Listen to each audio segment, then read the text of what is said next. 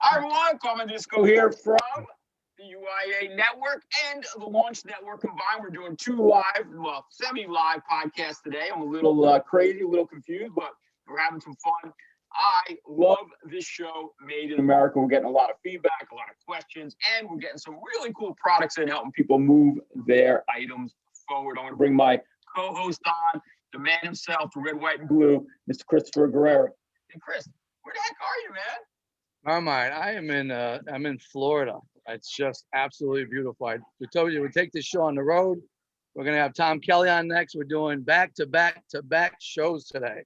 Does it get any better than that? No, not for me, man. I love this stuff. The day's going by in a snap. Are you kidding me?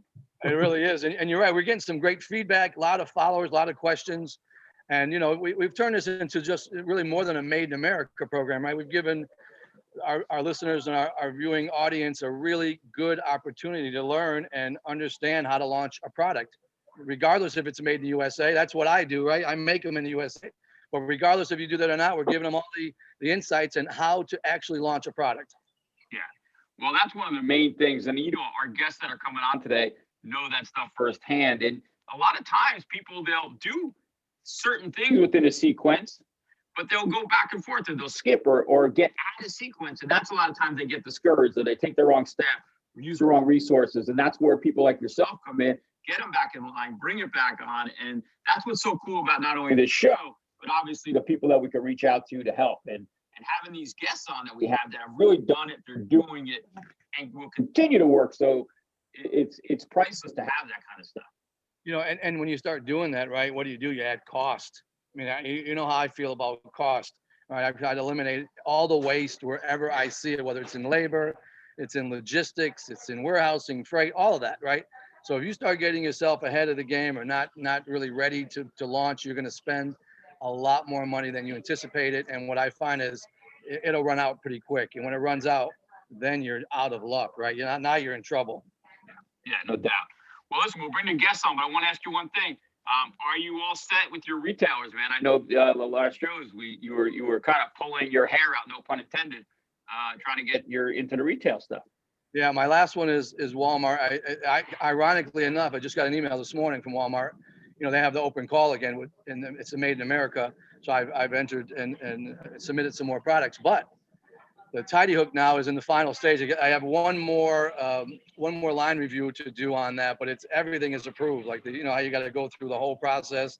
The buyer accepts it. You got to have the insurance loaded. You know, it takes a while. I mean, and this is just one product on a buyer's 100 list, right? So all of that has to get done. She has to do her job along with me pushing my product. So it's all set. So I'm hoping next couple of weeks we'll start seeing it ship. So we're pretty excited about that. It took about a year to get it in, especially with with the pandemic hitting. That certainly didn't help. You got to be the most patient person in this biz. So it's just crazy, man. Yeah. So I'm going to hand the reins over to you, man, and let you go to town. Let's bring them on.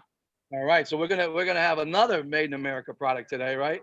It's another baby product. It's much like it kind of goes a little bit hand in hand with Super Potty Trainer. Potty Trainer is developed to teach potty training. This is a safety item.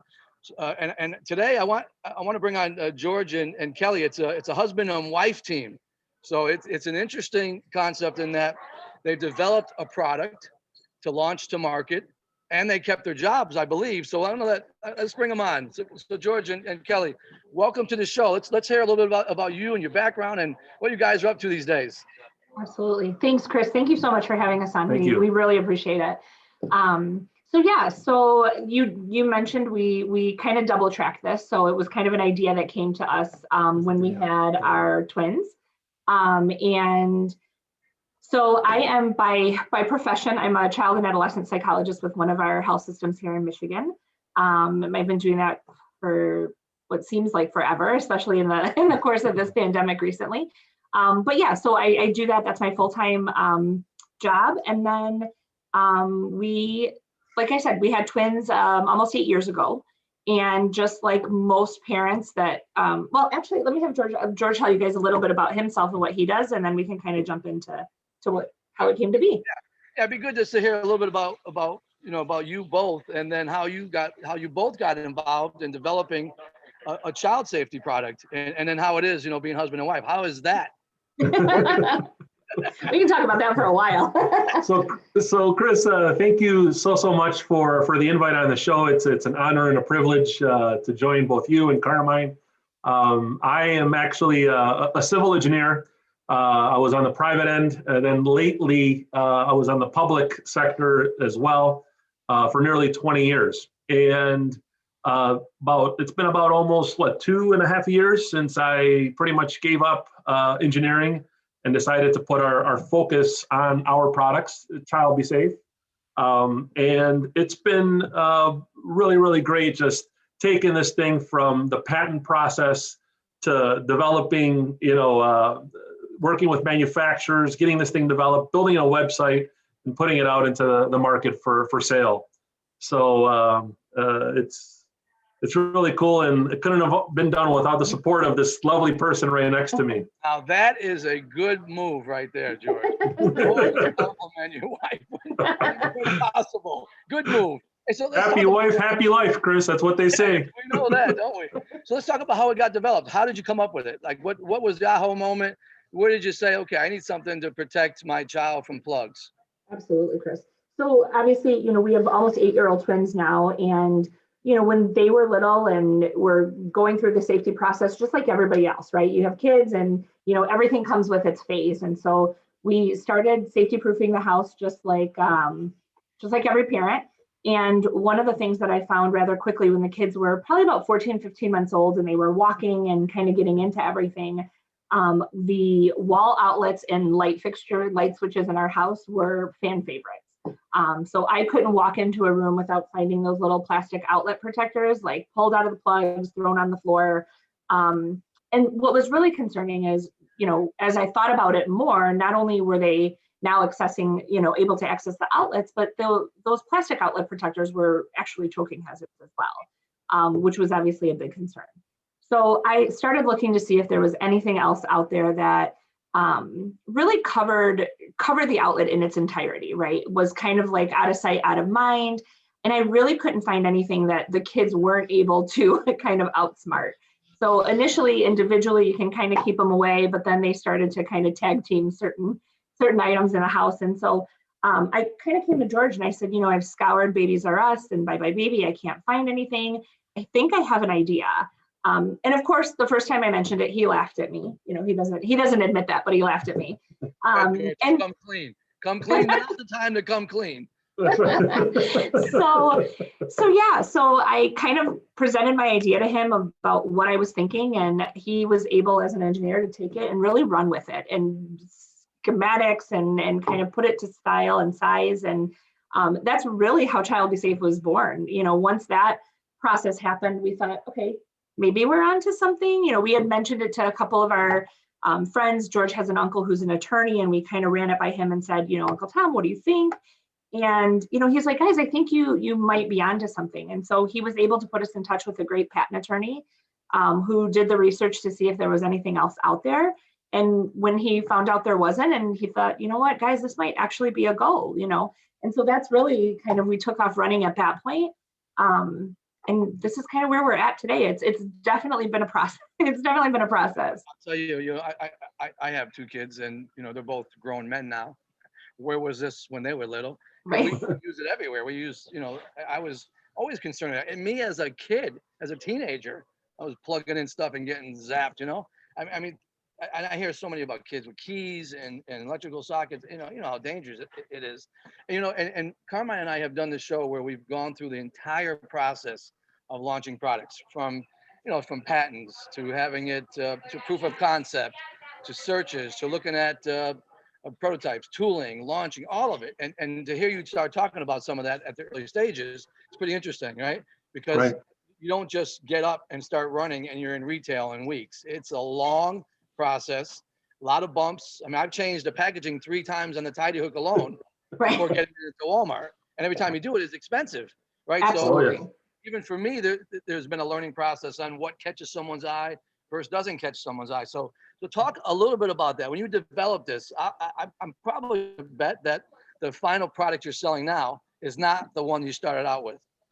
That is correct. That's correct, Chris. I mean, our products, of course, like you said, it's a very unique product. Our product is more child-proof than resistant. All the stuff that's out there that's made in China, there's nothing really made in the USA. We're pretty much the only game in town that's made in the USA. Heard that right? You said made in the USA. That's right, and it is stamped. It's stamped right there, made in the USA, my friend. Made in America. Made in America, proudly made in we need America. some music in the background. Every time somebody says that, we need some kind of explosion or something to happen. Running by with a flag now, a USA flag. I gotta get a sound effects machine over here. It's killing me. So basically what this unit does, it's got patented 3-button technology, and it's got a living hinge here, which is indestructible. So you take the cover off, and I'll show you right here. I got a sample that's on the wall. You take the existing wall plate cover off, and you mount ours. We include the screws, and it goes and it basically locks just like that. It locks in all 3 positions. And no kid has that kind of dexterity where they're able to push all 3 buttons in sync and open it up. So we not only make it for outlets, for the modern outlets as well, the traditional outlets, but also make it for switches and modern switches as well. And these have been a really big hit also. Switches that control fireplaces, switches that control garbage disposals, sensitive electronic equipment, computers, and what have you. So it's really a great feeling knowing that we're making a difference in not only parents' lives, but also grandparents' lives, nannies' lives, neurodiverse families. It's really a cool product, and I'm going to turn the camera here so I can show you one of them in action. This is basically right on our wall. The unit, just mounts here in 2 places, and it goes. Losing the volume a little bit there, George, but I think I understand what you were pointing out. Yeah, and you got to push all 3 buttons here in order to open it up, just like this. So adults can, of course, open it up, but the kids, up until the ages of at least 7 years old, they can't get in there. So, and it keeps them safe. Well, and what I really like, which is really cool, is you come up with an idea, and here you go. Now you have multiple applications, right? That are just as important. I mean, think about garbage disposals. Right. I put my finger down there. I come out of manufacturing, right? So everything is lock and tag. When you're going to do some maintenance on a piece of equipment, you have to make sure you lock it out and tag it, right? So people know it's in service, where you're not going to rip somebody's hand off. I mean, we've seen some of that stuff. So I commend you for that. That's really cool. What's wild, Chris, is that not only has this product been successful in children's lives, but we're also getting a lot of pet owners that are buying these units to protect their pets from harm's way. Cats and dogs love to play with switches as well, and they're buying them to protect their loved pets as well. So we got both markets that we're marketing to, and thus far, knock on wood, it's going well. Yeah, we have a cat, and I keep saying he thinks he's human.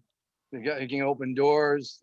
He wakes us up, in the morning. He'll slightly pat you in the head, let you know that it's time to feed him at 4 o'clock in the morning. And I'm looking at him like, are we really going through this right now? So I think about it. It's pretty cool. You guys are too nice, because I'm trying to get rid of my pet. I leave live wires sticking out.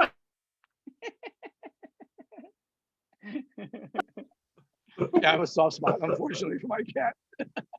He's Randy's little baby, so I got to be careful with that as well.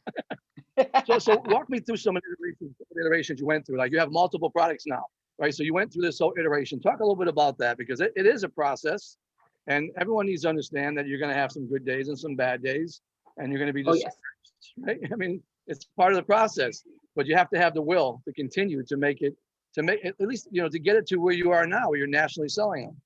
Absolutely. And I think the other thing too is, when we started this, Chris, I am not an inventor by any stretch of the imagination, right? I never in a million years thought, but my profession and my background has definitely, I'm a problem solver. Let's figure it out. There's always a solution. So, and George is very much the same way. So it's definitely, we've come through a lot of iterations of it. And I know George will talk about that, but I mean, this was a project that literally George drew and came from, I think our first prototype was sticks and wood and straw and a plastic like cover that I had Couple found springs. somewhere.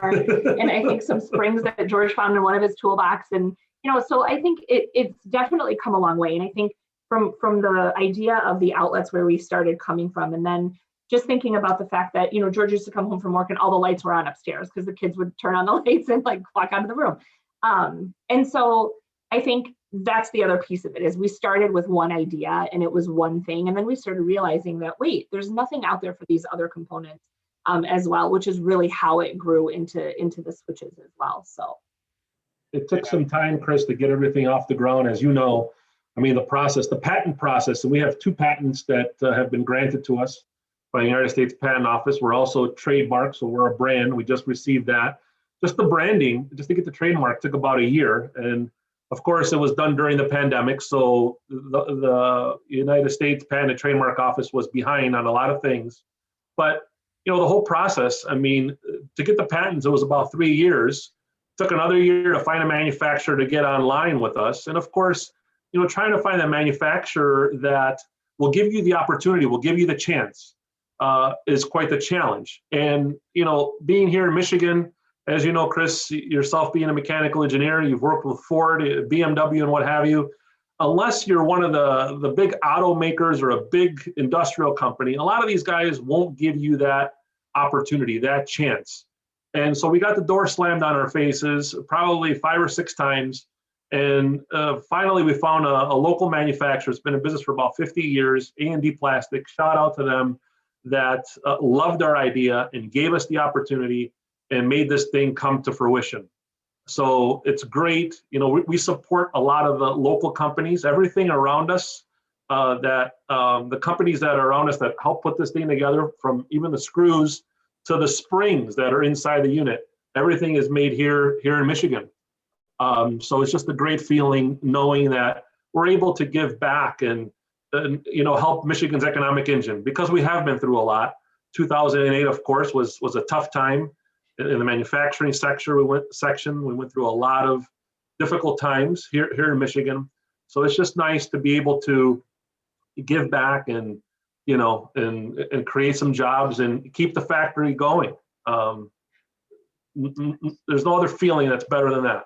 Yeah, you talk about the whole Made in America feeling, right? To see it, to finally see something come to life, and it's not an easy process, but you have to have an end goal in sight, and you have to work towards it, no matter what kind of bumps. I always talk about, even in the corporate world, I draw these lines, these curves. Here's where we are, and here's where you want to be, and then I draw this wavy line, because it's never a straight line. A roller coaster. Thinking it is. Right? It's never like that. You have good days, bad days, but you got to keep climbing until you achieve that top goal. Right. And it took nearly almost 5 years to be able to get into these retailers as well. And, being very patient, as you know, I mean, you have to be extremely patient, and, you got to have a big checkbook as well, trying to, I say, is not for the weak. I'll tell you, it's not for the weak. It's big capital. It's, Walmart is string you out 90, 120 days. So if you're buying it even overseas, you're not going to see it for 90 to 120 days. So you're out of cash, because you pay for it before it leaves the dock in China. You're out of cash for 7 months. That's right. You have to float it. You have to be able to do it. And now Walmart recognizes how big Made in America products are. I just got this new invite for the open call. It's 350 billion. They used to tout it as 250. Now they're saying it's 350 billion initiative for them, because consumers are saying they're willing to spend 20% more to buy it made in the USA. So right. I'm really proud of you guys for that. That's a big feat all by itself. Working with Walmart, Chris, we got our product in Walmart. It was nearly at the end of August of last year. It took quite some time. We're only available online. We're also on Walmart.ca, Walmart Canada. So, what was cool about that is, like you're saying, they did a calling. They were looking for small businesses that are manufacturing products here in the United States. And at that time, they were looking for 1,500 companies. And so we applied and they accepted us. And, business has been great on Walmart.com and Walmart Canada as well. You and I, we're both on that list, because they picked you too. That's love right. it. And, we're also on Amazon.com. We're in Amazon Canada as well. We just got in there literally 3 weeks ago. Yeah, I saw And that. we're on Etsy, eBay. We just got in with Goo Guru. Our product will be launching there in about 2 weeks. It's a big baby registry concierge service. Nice. So they found us, and we struck a deal literally a couple weeks ago, and we're glad to be part of that Nice. shopping platform as well. Congratulations on all the Thank you. success. So let's talk about something a little bit more intimate now. Husband and wife working on launching a new product.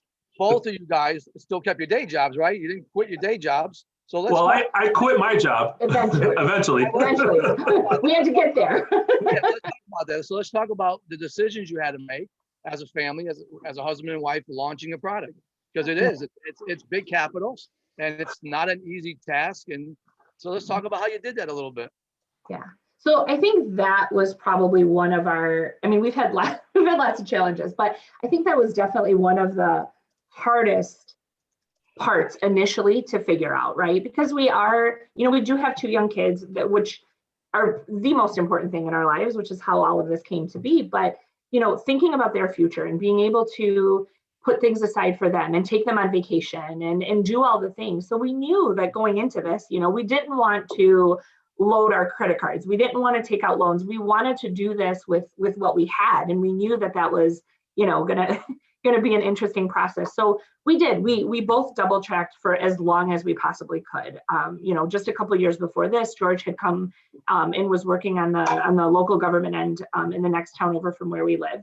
And so, that was one adjustment. And so, things there were busy, and he was working a lot and I was working a lot. So this was, another reason it also initially took us a while to kind of figure this out.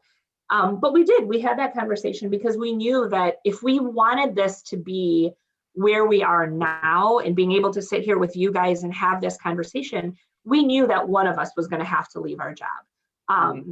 And so at the time, and just having the conversations, it made more sense for George to do it, knowing that he was able to work with the manufacturers a lot easier than it would have been for me. And so it was probably 2 years ago. It was almost 2 years ago. He had I was the city engineer here for the town right next to us, making, 6-figure salary. It was a great job. They wanted to make a change there and make me the city's economic development director. It was, traveling was involved and what have you. And it's really hard to do the traveling, especially when you have 7-year-old, twins. We're fortunate enough, we have boy-girl twins. And so I came home, I'll never forget it. It was a Friday. I sat down with Kelly and I said, we turn off all the devices. We need to have a heart-to-heart because our life is about to change. And I hope it changes for the better. It was scary, I'm not gonna lie. And Kelly's like, whatever you want to do, we're in it so deep right now that we can't turn back. We just got to keep it going. I love that you said that. That is a moment that you guys need to just hang to, right? Because you can't turn back. You came No. too far. There's no turning back at that point. Yeah. We came way too far, and it was. And she's like, I support you with whatever you want to do. I'm here. We'll do it. Of course, we're going to make more sacrifices, but let's make it happen. By that time, though, we were already manufacturing our products. It was, proven. We were selling products. It was doing really well. And so I gave it all up to follow our dream. And, then about, what was it? Not even a year later, the pandemic hit. And of course, the kids, school, they were out of school, was it like mid-March when all this happened. And now we were all under one roof. So trying to grow a business, trying to keep the kids in line, to keep them focused. And they're still doing remote learning a year later. It has been quite the challenge. But, at the same time, we didn't want to grow way too fast where it gets out of control. I want it to the point where it's manageable until, we can get through this, get vaccinated, and hopefully get them back in school so we can, focus our efforts even more. So. Right. So you made a decision for George to quit your job. So how now, when you guys run this business, who has what responsibilities? because I know I've run big corporate America companies, and one of the tasks I always put in place was really responsibilities and accountability. Right, you have to be responsible for actions to make sure that you continue to move it forward. So how do you guys handle that as being husband and wife? I think that was the part that we really had to focus on. And I think the most important thing was we knew that above everything else, we are a family. And we saw the ups and downs that came with this whole process. We knew what this looked like. I mean, you know, Chris, you mentioned the cost of all of this involved. And I remember the first time calling one of these local companies to talk about packaging. I thought I was going to have a coronary, you know, when I got off the phone. So I remember, you know, packaging. Oh my gosh, I know. I was like, we're gonna rein it in. We'll reevaluate this at some point. But I think that was the biggest thing for me. I wanted to make sure that yes, we were on this journey, and we knew that we're both hard workers. I mean, we both come from immigrant families, and I've been working since I was 11 years old. Georgia, the same thing. So we knew the hard work wasn't the issue. The issue for us was, how are we going to balance? We want to make sure that everything has its time. The kids are our priority. They were home with school. George was now home teaching them, you know, and doing all that. So for me, it was really important that we knew not only what each of our responsibilities was going to be, but also how are we going to balance it to a point where it didn't take over every facet of our life? Because it was easy for it to do that. And there were times where that's all we talked about. And what are we going to do about this? And what are we going to do about that? And I remember thinking, you know, George would say, okay, we're not talking about it anymore. We will talk about it again on Saturday morning at 11 o'clock. And that's, you know, we really had to set aside time. Otherwise, it was child be safe all the time, which is great. But again, that can take its toll. That can take its toll as well. So the finances and what have you, you know, I'm pretty much, I'm really good with money. I'm really good with managing finances. So all that part is me. The day-to-day operation is me, of course. I'm not going to take offense to that you don't think I And I always say, you got to know what you're good at, and you got to know what you're not good at. That's it. What's wild is, you know, our product needs some assembly. So we actually hand assemble these, you know, here. And, you know, I've got my parents helping me. Kelly helps me with assembling. Myself, the kids will help me do assembling. We have Kelly's mom that helps us do the packaging part of it as well. And it's a family affair. Yeah, you know, I put the orders in at the factory. I go in and pick it up with our minivan. That thing can hold, you know, 4,000 units. It's wild. So I mean, it's really a family owned, and we're all, you know, doing whatever it takes to. So like you said, Chris, you know, obviously we have to be mean and lean. Producing in the USA, of course, can be expensive. So every penny, of course, matters. And you have to be all in, like you guys are. You have to be all in, or it won't work, right? And then you got to start thinking about now, if you're doing this manually and doing manual assembly, and your family is doing it, how are you going to scale that? Because I can see this being very scalable, right, across the world. I mean, everyone can use this. It's not a niche market. It's a market that could be used across the world.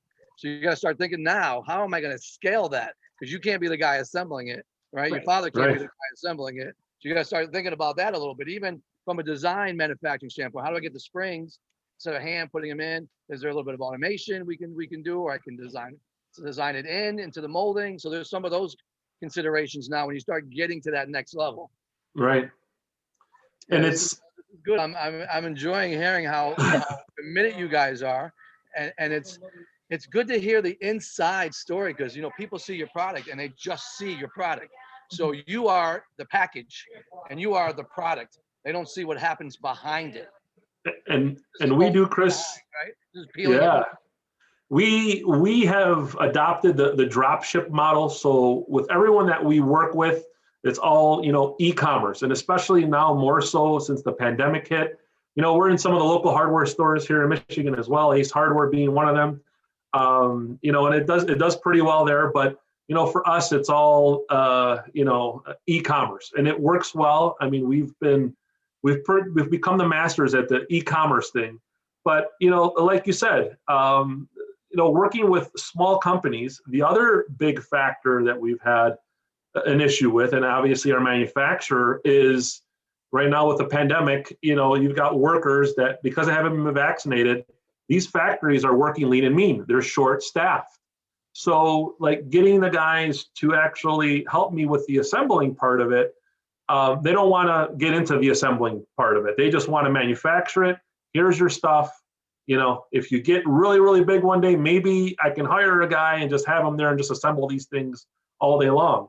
But, you know, so that has also been an issue. And at the same time, you know, there's a loyalty factor there because they gave us the opportunity, you know, to be there and help us out and get this thing scaled. So, I mean, there's that as well. I love that. The key word, loyalty. I love that. I've been that way my whole life. I mean, that's part of, you know, you build strong relationships, you develop suppliers and you build relationship with them. And, you know, you have to be there for each other to make it work. And I really commend you on that.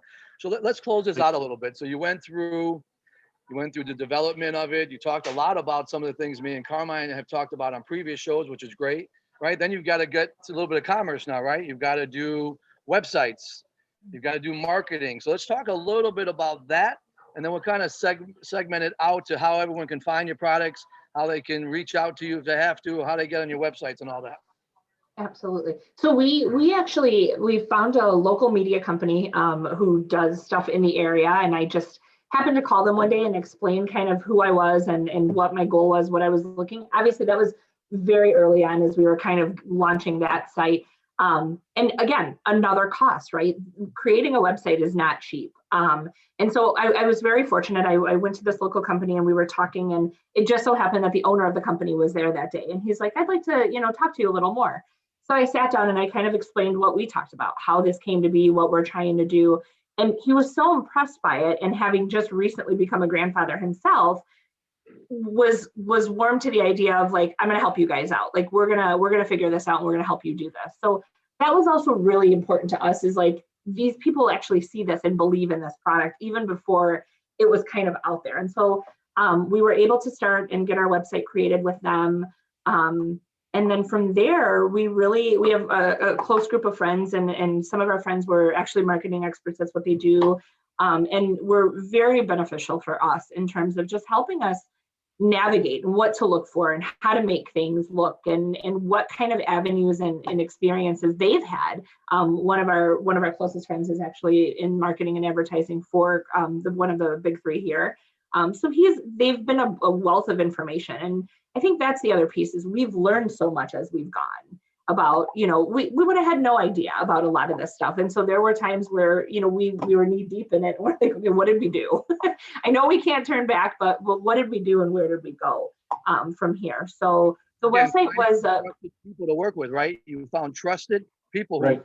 took a liking to you, your product. I mean, I can't describe that enough, how important that is.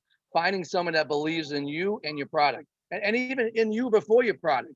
Right.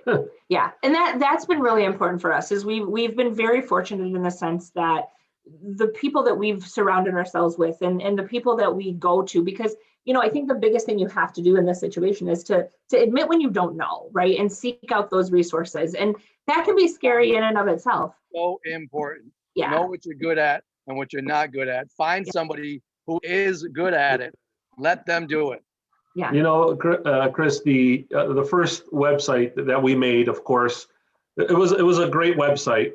But as we grew, we found that, you know, we wanted to make it more user friendly. So we just redesigned it. We relaunched it here in early January, and now we've introduced 2 packs to the equation. And you know, website sales, believe it or not, have doubled.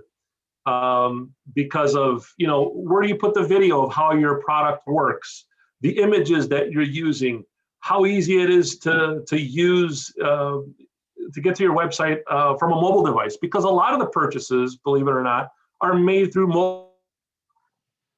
Uh-oh.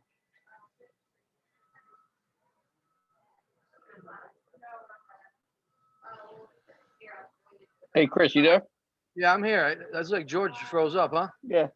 Okay, and Yeah, he's back. yeah, we froze there for a second. Okay, But okay. I've been there. Trust me, Carmine knows. Every time I talk to Chris, he's like this.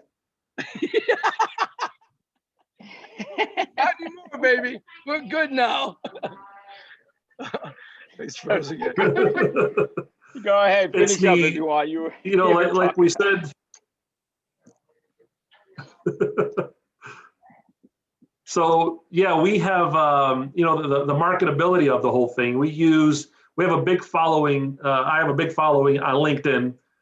So I've used that platform, as much as possible to push our product, and it's just great seeing the outburst of that's how you and I met. That's through LinkedIn. That's how we met. Yes, and that's where a lot of these retailers have reached out to us. They said, "Hey, we like this thing. How do we make this thing? How do we bring this thing into our platform?" So it's we're on Instagram, we're on Facebook, but just getting the word out there, of course, and having to invest money for your customer acquisition. At the same time, you want to watch every dollar. So I mean, we're not spending big marketing dollars trying to bring the customer, to acquire the customer.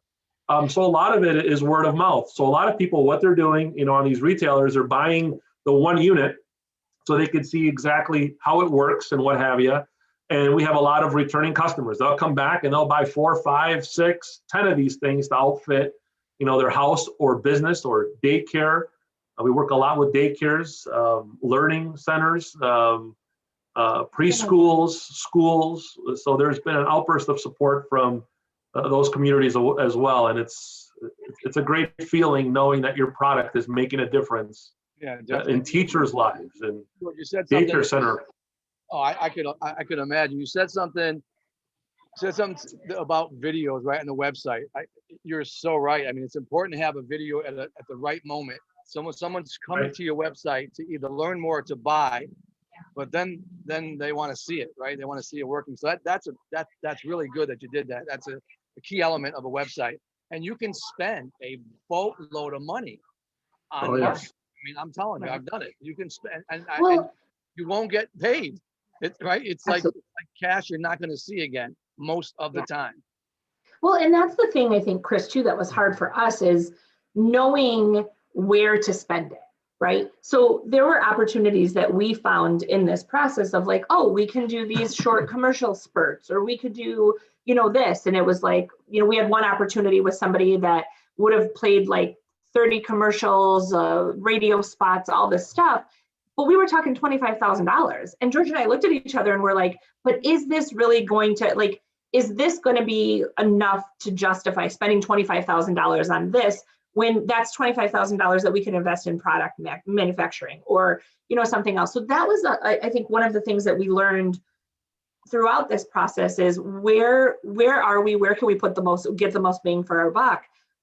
Because we are a small business. We don't have the marketing dollars. We don't have the, expansive network of, oh, this person can say it. And so I think the fact that we've been fortunate enough to land with the right people, I mean, you guys giving us this opportunity, other opportunities we've had just to get the word out there and tell people that there is something out there that's better. And not because it's my product, but as a mom, if I would have seen this on the shelf, this would have been the exact thing I would have been looking for and exactly where I would have gone. Yeah, absolutely. Another big key component, Chris, is who are you going to have that's going to be managing the orders on your website? So we chose Shopify in the end. Shopify is a massive company based out of Canada. And, they even control Walmart.com's Walmart Marketplace, their website as well. So, I mean, trying to get that whole thing set up as well so that it integrates with your website, even down to the SKUs, getting product SKUs for these. And we have 12 different product combinations. What SKU are you going to give to what product? And we're just talking one product. I mean, can you imagine having 100 of these things or 50 different, so quite the work. Start thinking about the level of inventory, SKUs, and you got to manage all that. Then you start adding colors, you can go on and on. So let me ask you a question. Child Be Safe. What was the one thing that you, as you were doing this, that really changed it for you, that you said, okay, we're on to something and we've got a hit? And then how did you react to it? I think I had a close girlfriend of mine, and when we were talking about this, and I was kind of running the idea by her because she had 2 small kids as well. One of the things that she said to me was, she's like, Kel, I have the same problem with my son, but he would take them out with his teeth. So he wouldn't be able to grasp them. So he would actually put his mouth over the outlet and take them out. And so I thought, if he's doing it, I'm sure some other kid is also doing this. And what really, as I started to research this a little bit more, I did research on, statistics and that sort of thing. And every year there's 6,000 kids that wind up in an emergency room with electric related injuries. And of those, over 1,000 of them end up dying. Yeah. That was scary for me. We work with a child safety store out of Florida, and they do a lot with Pool Saver and the life fence and that sort of thing. And so for me, it was like the thought that this could happen to my kid, anybody else's kid, and I had the potential to maybe stop it once, I think was really big. And then as we started to expand, we started to hear more stories, and things that we wouldn't have necessarily, like I said, with the switches. And so for us, it was really the fact that this had the potential to save a life was we couldn't not do it. We couldn't not, at least not try. Yeah, wow. I'm telling you, if I had this, I would have used it everywhere. I was paranoid. I mean, I guess maybe all the parents are like that, but you know how it is with kids. You're worried about everything, right? Keys and clothes. I can't even tell you. I saw a child put a clothes hanger like inside of a socket, and it literally melted it. I mean, it was fortunate this child didn't get severely hurt, but it melted it. So you guys done some pretty cool stuff. Child Be Safe, the name of the product, right? Where can everybody get this product? And if they need to reach out, so give me all your information everywhere that our audience can find it. Our products are available, of course, on our website at childbesafe.com. We also have them available on Amazon.com, Amazon Canada, Walmart.com, Walmart Canada. We're on Etsy, we're on eBay, and on Google Guru. Those will be available on Google Guru hopefully in the next 2 weeks or so. We're also local. How do you have that broken out? Well, we sell them for, they come in either white or in ivory. The ivory color, of course, is a pretty popular one because a lot of child safety companies, they just focus on white. They don't focus on this, and it's a natural decor color, of course, that matches with a lot of people's walls and the white trim and what have you. So we've been selling a pretty good amount of the ivory ones as well. But we're trying to grow and get into more companies, and we've been speaking with Home Depot as well and Lowe's, so we're close to getting something there as well. And it's just great how these people, like you're saying, Chris, on the social medias, they're reaching out to us, Made in America companies, and showing a lot of interest in small businesses, small made in the USA, locally owned businesses, and the outcrying of support has just been amazing from everyone. So the price structure, are you buying a single unit? You have double packs, and right. What is that? What's the price? So the single units are $13.88. They go all the way up to $15.77, and then you can buy them in 2 packs as well. The 2 packs are at $26.74, and they go all the way up to $29.77. Okay, cool. So well worth it. Extremely durable products. I mean, these products last a long time. They come with a 1-year warranty. If they're not happy, they can send them back. We can replace them if something happens to them, but nothing will happen to these. These are indestructible. Warranty. That's pretty cool. I tell you, I'm proud of you guys. You're making it. That's my next book. You're making it in the U.S. Right? Literally making it, and not just making it, but you're making it in the U.S. It's not just assembled in the U.S. It's not just assembled in the U.S. It's made in the USA, man. I mean, everything, from start to finish. I do everything in the U.S. All my suppliers are within 30 miles of me, so I can get stuff done really quick. I mean, I launched a product into Walmart in 2 weeks that people told me I was crazy. Right? Right. 8 weeks. It makes a difference. It really makes a difference. It does, absolutely. And the speed and to be able to deliver that fast, it's impressive. And then you've got the retail folks saying, wow, they delivered this in 2 weeks. Right. Not knowing what was behind the scenes, right? A lot of stuff went on, but I don't know. I'm all about made in the US. I love this country, and I do all my products in the US, and I'm not changing that ever. Well, just jumping in on that, one of the things about it is that type of product, not that there's anything wrong, it's a great product. It fulfills a need. There's no reason not to make that here. It's so great that you decided that, because in reality, I don't see there's a comparable cost making it offshore. I really think in the end it would end up costing you not only heartache and trouble, but also being able to make it. Right. You know, and to be considered made in the USA, and, you know, Chris Carmine, you know this, 90% or more of your product needs to, you know, have, you know, USA parts into it, and the assembling part of it, of course, and what have you. So, I mean, to have the made in the USA stamped on this thing, you have to meet, you know, some strict guidelines, federal guidelines, I think, that have been put forth. And Chris, you know this, by the FTC, I believe. It's pretty strict to, you know, what you can consider being made in the USA. Right, when you're doing with Walmart, you have to have third-party certification.